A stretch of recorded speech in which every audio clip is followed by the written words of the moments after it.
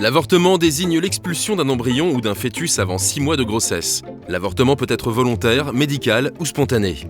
L'interruption volontaire de grossesse ou IVG est un acte médical qui consiste à mettre fin à une grossesse non désirée. Il en existe deux types. L'IVG médicamenteuse, on provoque un avortement avec un médicament anti-hormones, et l'IVG chirurgicale, qui est un avortement par aspiration du contenu utérin.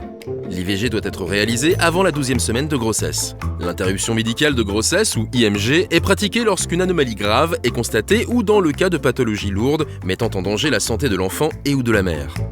Pour cela, on procède soit à une opération chirurgicale sous anesthésie, soit à une méthode d'expulsion médicamenteuse. L'avortement, enfin, peut être spontané. On parle alors de fausse couche. Les symptômes sont les suivants.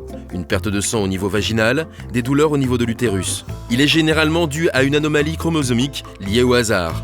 En cas d'avortement spontané à répétition, une enquête médicale ira chercher d'autres causes comme une malformation de l'utérus. L'avortement peut avoir des conséquences comme des saignements trop abondants, des douleurs dorsales et abdominales, des nausées et vomissements. Ces effets s'estompent généralement dans les 2 jours. S'ils persistent, il est important de consulter rapidement un médecin. Rien ne prouve une augmentation du risque de stérilité, mais des avortements à répétition peuvent fragiliser l'utérus. Quelles que soient les raisons qui poussent une femme à avorter, il s'agit d'une décision importante qui doit être prise de manière réfléchie et autonome.